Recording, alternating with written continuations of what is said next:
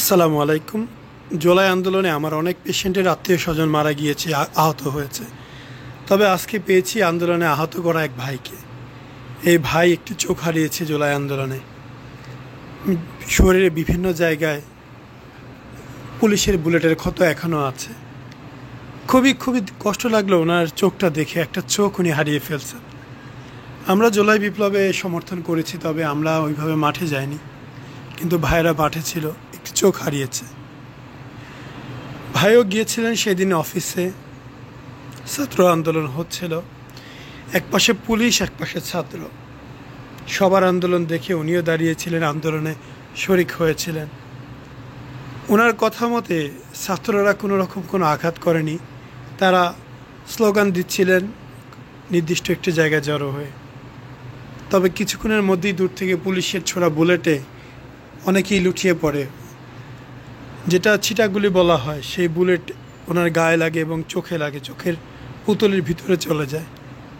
চোখটা তখনই নষ্ট হয়ে যায়, কিন্তু চোখটাকে ঠিক জায়গায় রাখার জন্য, একদম যাতে তুলে ফেলতে না হয় সেই কারণে চিকিৎসা চলে।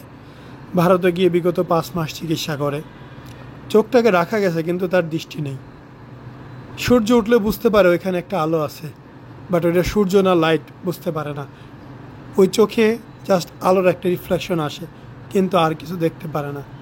অপারেশন চলাকালীন আমি কয়েকবার নিজেই ওনার চোখে ড্রপ দিয়েছিলাম, ঔষধ দিয়েছিলাম। আমার খুবই খারাপ লেগেছে বিষয়টা দেখে।